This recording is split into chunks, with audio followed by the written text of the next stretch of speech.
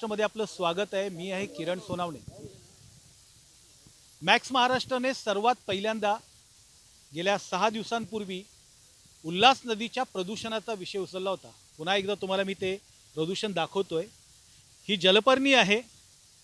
निसर्गाची आपली एक स्वतःची साखळी असते की प्रदूषण झाल्यानंतर ते प्रदूषण नियंत्रण करण्यासाठी ही जलपर्णी, जिला तिचं बॉटनिकल नेम जे आहे ते इकॉर्निया आहे, ही इकॉर्निया त्या सांडपाण्यावर, फक्त शहरातून येणाऱ्या नाल्यांच्या सांडपाण्यांवरती ही वनस्पती येते। मी तुम्हाला ह्या वनस्पतीचं दाखवू शकतो की ही वनस्पती ती आहे। याच्यामध्ये ही पाण्यावर तरंगते। ही कुठेही पहिला पाऊस आला जूनचा आणि जर वाहून गेली, समुद्रामध्ये मिळाली की दुसऱ्या दिवशी ही नदी नष्ट होते। पण ही या नदीमुळे होणारं प्रदूषण इतकं भयंकर आहे की या नदीची डायव्हर्सिटी खराब झालेली आहे। इथून असणारं औद्योगिक प्रदूषण आहेत, शहराचे कर्जतपासून सह्याद्रीच्या उदे गावापासून उगम पावलेली ही जी उल्हास नदी आहे, ही महाराष्ट्रातल्या 53 नद्यांपैकी सर्वात प्रदूषित नदी म्हणून मानली गेलेली आहे। याच्यावरती ज्यांनी अभ्यास केले त्या अभ्यासामध्ये स्पष्ट झालेलं आहे की या नदीचे असणारा TDS किंवा OSD जी आहे ती 13,000 पट, इथे 13,000 आहे। साधारणतः 300-350 पर्यंतची जी असते, 1,900 पर्यंतचं पाणी जे असतं ते माणसाला पिण्यासाठी ठीक असू शकतं, थोडंफार व्यवस्थित असतं। पण इथे 13,000 TDS आहे। या पाण्यामध्ये जस्त सापडतं, ॲल्युमिनियम सापडतं, शिसं सापडतं। अशा सगळ्यातील यासाठी गेले 4 दिवस झाले एक कल्याण डोंबिवलीचे माजी नगरसेवक जे आहेत नितीन निकम, ज्यांना जायंट किलर म्हणून ओळखलं जातं, ते या ठिकाणी उपोषणाला बसले आहेत। पण 4 दिवस झाले या ठिकाणी कुठलेही प्रशासकीय व्यवस्था, प्रदूषण विभाग असेल, इरिगेशन विभाग असेल, कल्याण डोंबिवली महापालिका असेल, उल्हासनगर महानगरपालिका असेल, यापैकी कुणीही माणसं कागद नाचवण्याव्यतिरिक्त कुठली कारवाई केलेली नाही। आपण त्यांच्याकडे जाणार आहोत। नितीनजी, काय सांगा? ही उल्हास नदी ही साधारण जिल्ह्यातले 45 लाख लोक या नदीचं पाणी पितात।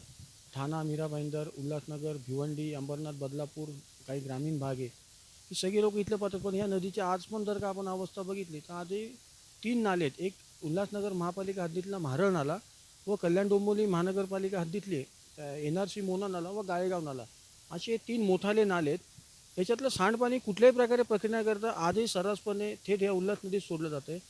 काही अंतरावर जर आपण बघणार तर तिथं मोहने बंधारा आहे, तिथेच आपला KDMCचा व स्टेम प्राधिकरणात हे सर्व इतर महानगरपालिका येतात। तिथनं सर्व शहरांना पाणी वाटप केले जातं। आज स्थानिक गावकऱ्यांचं असं म्हणणं आहे की हा जो इथनं सगळ्या संडासाचा मल आहे, हा तो बंधाऱ्याजवळ जाऊन तो अडकून पडला आहे व साधारण नदीच्या खाली 1 ते 1.5 फूट साधारण पूर्ण हा मल पसरला आहे व वरचेवर हे सगळे पंप हाऊसने पाणी उचलून या सर्व शहरांना, संपूर्ण जिल्ह्याला याचं वाटप केलं जातं। याच्या अगोदरही आम्ही आंदोलन केलं होतं, आजही आंदोलन करतोय। या शहरांनी आधीच एक वालधुनी नदी मरताना बघितले। याच्या जर ही उल्हास नदी जर ही मेली तर आमच्याकडे दुसरा पर्याय नाही आहे। याच्यासाठी आम्ही सर्वपक्षीय, म्हणजे याच्यात कुठला पक्षीय नाही आहे, आम्ही सर्वपक्षीय नगरसेवक एकत्र येऊन की आंदोलन करतोय। आपण जर बघितलं तर हे जे नाले सोडल्यामुळे काय होतं की ही विषारी जलपर्णी तयार होते। ही विषारी जलपर्णी मोठ्या प्रमाणावर पाणी दूषित करते, पाणी शोषूनही घेते व हिच्यामुळे जर बघितलं तर नदीमध्ये हजारो मासे आज मृतावस्थेमध्ये आढळले आहेत।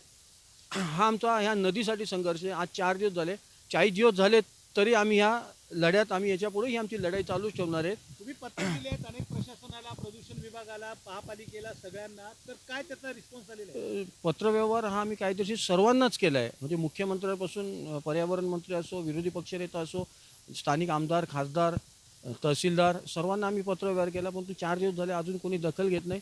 ठीक आहे, आमची लढाई ही चालूच राहणार आहे, परंतु सरकारने लवकरात लवकर या बाबतीत काही उपाययोजना कराव्यात एवढी आमची माफक काय अपेक्षा आहे। उपाययोजना तुमच्याकडे? काय काही plan आहे? नाही, तुम्ही हे जे 3, जसा खेमानी नाला मागे 2016 रोजी जेव्हा आम्ही खेमानी नाल्यावर मी 7 दिवस बसलो होतो व आमरण उपोषण केलं होतं, त्याच्यानंतर आमची संतप्त प्रतिक्रियाही निघाली होती, आमच्या मारहाणी झाली होती। पण त्याच्यामुळे एक फायदा झाला की खेमानी नाल्याचं काम युद्धपातळीवर सुरू झालं व आज जर आपण बघितलं तर खेमानी नाला हा 100% हा बंद आहे। जर खेमानी नाला बंद होऊ शकतो तर NRC मोना नाला, म्हारळ नाला व गाळेगाव नाला हे देखील बंद होऊ शकतात व ज्या दिवशी हे नाले बंद होतील त्या दिवशी ही विषारी जलपर्णी या नदीत आपल्याला नावालाही दिसणार नाही। पण मग ही जी नदी आहे प्रदूषित तर कर्जतपासून होत येते। नाही नाही, कर्जतपासून असेच जर ह्या नदीला वाचवायचं असेल तर टप्प्याटप्प्याने सर्व नाले एकत्रित काहीच होणार नाही. जसं खेमानी नाला झाला तसे आता ह्या आंदोलनात जर काही 3 नाले बंद झालेत तर याच्यापुढे आमची सर्व टीम आहे. अगोदर आम्ही हे सगळे वेगवेगळे होते. आज आम्ही सर्व एकत्र आलो. सर्वांनी आम्ही आमच्या आयुष्यातलं एक टार्गेट ठेवलं की जोपर्यंत आपण जिवंत आहेत तोपर्यंत ही उल्हास नदी मरू द्यायची नाही. आम्ही याच्यापुढे कर्जतपर्यंत म्हणजे साधारण माथेरान, नेर असो जिथे जिथे असे नाले असेल तिथे जाऊन आम्ही आंदोलन करण्याबाबत आमच्या सर्वांचं एकमती झालेलं आहे. आपल्यासोबत राष्ट्रवादी काँग्रेसचे माजी नगरसेवक उमेश बोरगावकर आहेत. ते सुद्धा या आंदोलनामध्ये सहभागी आहेत. त्यांना विचारूया काय सांगत होते. या ठिकाणी आम्ही जे एकत्र आलो आहे ते या जागरूक नागरिक म्हणून आम्ही एकत्र आलो आहे आणि आज अनेक संस्था अनेक पक्षाचे पदाधिकारी आता आमच्याबरोबर कैलास शिंदे आहेत जे शिवसेनेचे आहेत, परंतु प्रत्येक कोणी कोणत्याही पक्षात काम करू देते त्याच्यातला कार्यकर्ता ज्यावेळेला तो इथे येतो त्यावेळेला त्याला वाटतं की बाबा हे पक्ष वगैरे सगळं बाजूला ठेवा, पण आपल्याला हे सगळं आपल्याला करावं लागणार आहे. आणि ह्या ठिकाणी या लढ्यामध्ये एक जागृत नागरिक म्हणून आम्ही सहभागी होऊन हे आंदोलन उभं केलं आहे. आहे सरकारमध्ये आहात आणि तुम्हाला हा. इथे उपोषण करतात. नाही, सत्तेमध्ये आहोत याचा अर्थ असा नाही की आम्हाला काय आंदोलनं करायची नाही किंवा लोकोपयोगी कामं करायची नाही. ज्या ठिकाणी सत्ता ही वेगळी बाब आहे, सत्ता ही वेगळी बाब आहे. निवेदनं दिलेली आहेत, सगळं झालेलं आहे, परंतु आज आम्हाला काही गोष्टी अशा कानावर येतात की काय अधिकारी वर्ग जे काय मुजोर आहेत की त्यांना माहीत नाही का वास्तविक पाहता हा आंदोलन करण्याचा विषय आहे का, हा इथून सुरुवात होतं. ह्या नाल्याला डायरेक्ट नदीमध्ये जोडलेलं एक झाड जर कोणी तोडलं बेकायदेशीर एखादं झाडलं नाही माझं म्हणणं आहे का एखादं जर का झाड बेकायदेशीररित्या तोडलं गेलं तर तो गुन्हा होतो. आणि हे बेकायदेशीररित्या जोडलं गेलं नदीला आणि नदी संपवली, नदी मारली तर हे गुन्हा होत नाही का? ह्या अधिकाऱ्यांवर का कारवाई होऊ नये म्हणून आम्हाला ह्या मुजोर अधिकाऱ्यांच्या विरोधात आमचं आंदोलन आहे. बरोबर आहे. एखादा अनाधिक म्हणजे झाड जरी तोडलं गेलं तर त्याचा गुन्हा दाखल होतो महापालिका कायद्याच्या अनुसार. पण एवढा मोठं सांडपाणी जे आहेत, घाणेरडं पाणी आहेत, एवढी मोठी पवित्र नदी जी आहे ती नदी प्रदूषित करण्यासाठी कुठल्याही प्रकारचा कायदा नाही आहे. थेट नदीमध्ये जाऊन ते प्रदूषण होत आहे. आपल्यासोबत कैलास शिंदे आहेत, शिवसेनेचे माजी नगरसेवक, सभागृह नेते, त्यांच्याशी बोलणार आहोत. सांगा तुमचं काय मत आहे. कसं आहे की ह्या नाल्यासंदर्भात आज आमचं 4था दिवस झालं आंदोलन चालू आहे आणि आम्ही परवा जाऊन पोलीस स्टेशनला तक्रार दाखल केलेली आहे की जे अधिकारी याच्यात निष्काळजीपणा केलेला आहे त्यांच्यावर गुन्हे दाखल करा म्हणून. आणि त्यासाठी आम्ही पुन्हा एकदा पोलीस दाखल केली तर काय तक्रारीचा मत तक्रारीचा मजकूर असा आहे की हे जे घाणेरडं पाणी आहे, जे ड्रेनेजचं पाणी डायरेक्ट नदीत सोडलं जातं आहे आणि त्याच्यामुळे लोकांच्या म्हणजे आरोग्यावर परिणाम होतो आहे. ही जलपर्णी आलेली आहे, नदीची अक्षरशः गटारगंगा झालेली आहे. त्याच्यामुळे आम्ही ते पोलीस स्टेशनला जाऊन सांगितले की जर उद्या आम्ही एखादा कायदा मोडला तर तुम्ही आमच्यावर गुन्हा दाखल करता. मग आता हे सरकारी अधिकारी लाखो रुपये पगार घेतात आणि असं घाणेरडं पाणी जर आम्हाला पाजतात आणि ह्याच्यामुळे आमची मुलं बाळं आजारी पडतात, त्यांचं भविष्य धोक्यात आलेलं आहे, ही नदीचं भविष्य धोक्यात आलेलं आहे, तर मग त्यांच्यावर का नको गुन्हे दाखल करायला पाहिजे. म्हणून आम्ही सांगितलं की त्यांच्यावर गुन्हे दाखल करा म्हणून. तुम्ही सत्तेत आहात, पालकमंत्री तुमचे आहेत, शिवसेनेचे पर्यावरण मंत्री आहेत आणि तुमच्यावरती उपोषणाची पाळी आली आहे. तसं कसं माहिती आहे का की मंत्री महोदय आमचे जरी असेल तरी हे जे मधले अधिकारी आहेत, मी खरं सांगतो मला खरं वाईट वाटलं की कल्याण डोंबिवली महानगरपालिकेला 4 दिवस माहिती आहे का आम्ही माझी नगरसेवक म्हणून तिथं काम केलेलं आहे. आज महानगरपालिकेचे मोठमोठे प्रोजेक्ट आमच्यामुळे झालेले आहेत, परंतु त्यातला एकही अधिकारी आमच्याकडे इथे आम्हाला बघायला किंवा आम्हाला भेटायला आला नाही. म्हणजे भिकारचोट मेंटॅलिटीचे आपल्याकडे अधिकारी आहेत असं मी त्यांना सरळ सांगेन की अशा थर्ड क्लास कॅटेगरीच्या मेंटरीचे अधिकारी असतील तर त्यांना जर सरळ भाषा समजत नसेल तर 100% आम्ही शिवसेना स्टाईल का असते ती त्यांना दाखवून देणार. कारण त्याशिवाय म्हणतात ना की त्याला हां जित्याचे खोड मेल्याशिवाय मरत नाही किंवा म्हणतात ना की चामऱ्याच्या देवाला खेटराची पूजा, तशी यांना खेटराची पूजा घालणार हे तुम्ही समजून म्हणजे आज मी इथे तुम्हाला क्लिअर कट सांगतो. ते आयुक्त आतापर्यंत का आले नाही, तुम्ही पत्र देऊन वगैरे सुद्धा. मी काय सांगितलं की त्यांना हेच कळायला पाहिजे की हे आपले माजी नगरसेवक आहेत आणि ह्यांनी जो मांडलेला विषय आहे तो सगळ्या ते आयुक्त काय तेच पाणी पितात ना. म्हणून मी त्यांना सांगितलं की माणूस IAS असेल किंवा आणखी जास्त उच्च शिक्षित असेल पण त्यांची मेंटॅलिटी जर चांगली असेल तर तो नक्की ते आले असते एक माणुसकी म्हणून. पण जर त्यांची मेंटॅलिटी जर भिकारचोट असेल तर ते येणार नाही आणि ते त्याच मेंटॅलिटीज आहेत म्हणून ते आले नाहीत. जे KDMCचे आयुक्त आहेत डॉक्टर विजय सूर्यवंशी म्हणून, त्याने मॅक्स महाराष्ट्राने त्यांच्याकडे संपर्क केला होता. त्यांनी फक्त एवढं सांगितलं की आमचे जे सिटी इंजिनियर आहेत सपना कोळी देवनपल्ली यांना, या अधिकाऱ्याला मी त्या संदर्भात कल्पना दिली आहे आणि त्यांनी हा विषय पाहावा असं त्यांनी आपल्याला सांगितलं आहे. आपल्यासोबत गेले 3-4 वर्ष ह्या वालधुनी नदी बचाव समितीसाठी जे काम करतात ते शशिकांत दायमाजी आपल्यासोबत आहेत. आपण त्यांच्याकडे बोलणार आहोत. शशिकांत दायमाजी, स्वागत आहे तुमचं. काय सांगाल या नदीच्या बद्दल? उल्हास नदीबद्दल जर सांगायचं झालं तर संपूर्ण वालधुनी नदी ही उल्हास नदीला येऊन मिळते. उल्हास नदीच्या 8 उपनद्या आहेत. 8 उपनद्यांचं प्रदूषण हे उल्हास नदीमध्ये येऊन मिळतं आणि कर्जतपासून ते कल्याण खाडीपर्यंत जवळजवळ 650 MLD, म्हणजे 1 MLD मित्रांनो 10 लाख लिटर असतं. 650 MLD सीवेज वॉटर सध्या उल्हास नदीमध्ये दररोज मिसळलं जात आहे.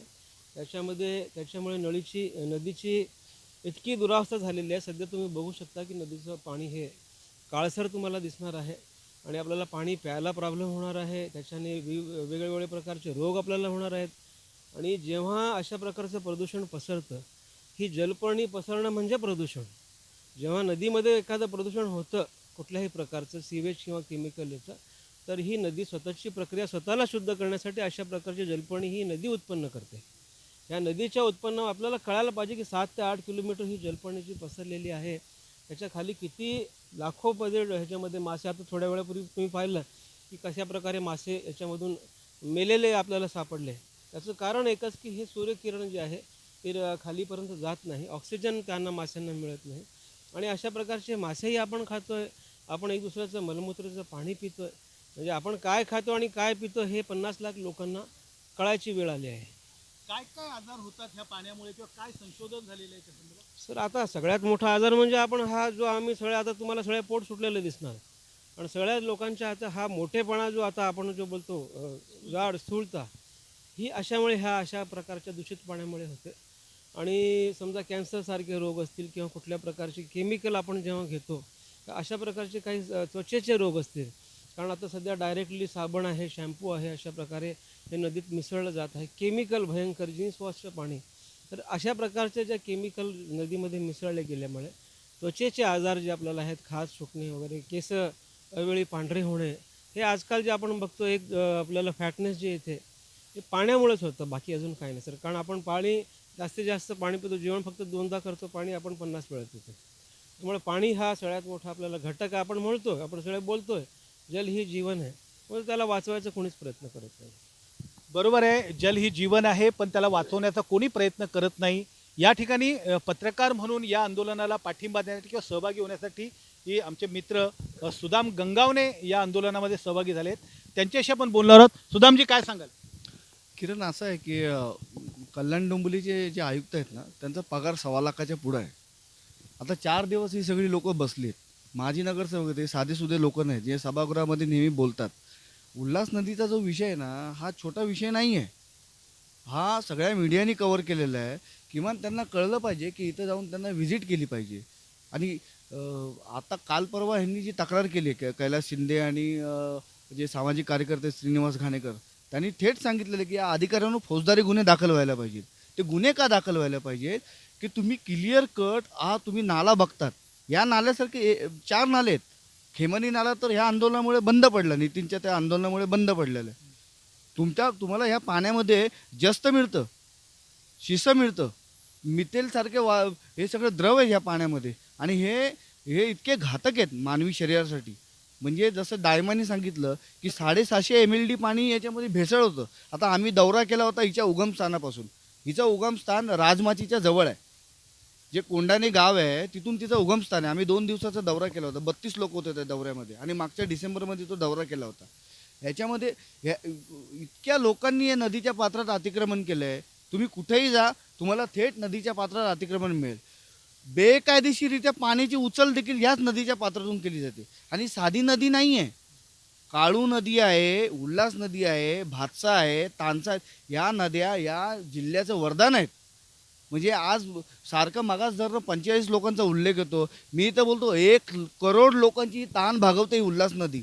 आणि तुम्ही मलमूत्राचं पाणी याच्यात सोडतात, काहीच कारवाई करत नाही. आपण वास्तविकता पर्यावरणाच्या दृष्टिकोनातून जितक्या पद्धतीनं जागरूक राहिलं पाहिजे तितके जागरूक काय आपण दिसत नाही आहे. वास्तविकता संध्याकाळ होते, तुम्ही पहा की कशा पद्धतीचं इथे वातावरण आहे. आणि ह्या एकंदरीत इथे आता हवासुद्धा थंड व्हायला लागलेली आहे. आणि ही लोक थंडी वाऱ्याची पर्वा न करता या ठिकाणी आंदोलनात बसले, रात्री इथेच झोपतात, इथेच राहतात. एकंदरीत इथे उपोषण करणं एखाद्या शहरासमोर, नगरपालिकेच्या कार्यालयासमोर, आझाद मैदानावरती आंदोलन करणं आणि नदीच्या पात्रात आंदोलन करणं किती कठीण आहे, काय सांगाल, काय प्रॉब्लेम्स येतात? काय नाही, आता सवय झाली, मागेही केलं होतं आणि आताही. आता आम्ही 3 जण असतो रात्री. खूप थंडी असते, साप येतात, मच्छर खूप आहेत, 2 स्मशान आहे तिथे आजूबाजूला, भयान शांतता असते. पण कुठलं एखादं मोठं काम हातात घेतलं तर संकट तर येणारच. आणि काय काय प्रॉब्लेम्स येतात तिथे? ते सांगितलं ना की आम्ही काल रात्री इथे झोपलो होतो मी यांच्याबरोबर, तर अक्षरशः म्हणजे एवढं थंडी तर लागतेच आणि तिथे भयानक म्हणजे असे रात्री साप इकडे आजूबाजूला फिरताना दिसतात. त्यानंतर मच्छर तर विचारूच नका, मच्छर तर टुंबच आहेत आणि ह्या आजूबाजूला 2 स्मशान पण आहेत तिथे. म्हणजे अशा ठिकाणी नदीपात्रात दोघांनी तिकडे रात्री झोपायचं. आम्हाला काय आमचे काही घरदार ना, आमचे त्याच्यापेक्षा कितीतरी पटीने चांगल्या घरी आम्ही चांगल्या ठिकाणी राहतो. परंतु नागरिकांसाठी किंवा नागरिकांवर हा जो अन्याय चालू आहे की ही जी घाण आपण पितोय, ह्याच्यातून कुठून तरी मार्ग काढावा की ह्याच्यावर काहीतरी कारवाई व्हावी म्हणून आम्ही हे सगळं आंदोलन केल्यानं आम्ही इथे रात्री झोपतो. परंतु त्याची मी सांगितलं ना मगाशी की प्रशासन कुठल्या मेंटॅलिटीचं आहे, त्यामुळे त्याची त्यांना काही पडलेलं नाही. आणि मला आणखीन दुसरं एक सांगावंसं वाटतं की मला तर लोकांचंही खूप आश्चर्य वाटतं की आम्ही जे काय त्याच्यावर लोकांना जनजागृतीसाठी ह्याचे काही आम्ही क्लिप्स टाकतो किंवा डायरेक्ट आम्ही लाईव्ह करतो, तर त्याच्यावर लोकांच्या कमेंट असतात, वेल डन, आम्ही तुमच्या पाठीशी आहोत, हे करा ते करा. माझं म्हणणं हेच आहे की तुम्ही वेळात वेळ काढून एकदा हॉस्पिटलच्या चक्राने हॉस्पिटलचे तिकडे मुलांच्या लाईन लावण्यापेक्षा एकदा इथे येऊन बघा की ते काय चाललेलं आहे, काय आपण पितोय, काय प्रकार आहे, आणि त्यानंतर कुठेतरी सहकार्य करावं. कधी कधी आश्चर्य वाटते, गांधीजींनी तेव्हा अशिक्षित लोक होते पण एवढे लोक जमा करून देश स्वतंत्र केला, आणि आता हे आपले अतिसुशिक्षित लोक, मला वाटत नाही की असं जर लोक वागले तर ही नक्कीच ही जी नदी आहे ह्याची गटारगंगा व्हायला अजिबात वेळ लागणार नाही. काल एक परवा आमच्याकडे एक महिला आली तर तिने सरळ सांगितलं कल्याण डोंबिवली ही एक लॉजिंग बोर्डिंग आहे. म्हणजे लोक फक्त रात्री इथे झोपण्यापुरती येतात, सकाळी परत उठून कामाला जातात, संध्याकाळी यायचं, आपलं जेवायचं, टी व्ही बघायचा, टी व्ही बघितल्यानंतर हे आमचं उपोषण करते दिसले की घरातच त्यांनी बायकोसमोर काहीतरी मोठं एखादं कमेंट पास करायचं आणि त्यानंतर सकाळी उठून पुन्हा तेच पाणी घेऊन ते कामाला जातात. म्हणजे अक्षरशः लाज वाटते, पण काय करणार, आम्हाला तर करायचंच आहे, लोकांसाठी करायलाच पाहिजे, म्हणून आम्ही रात्री अपरात्री इथे येऊन या भयानक ह्याच्यावर झोपतो आम्ही. तुम्ही त्यांचा त्रागा पाहिला. आपल्यासमोर कैलास शिंदे बोलत होते.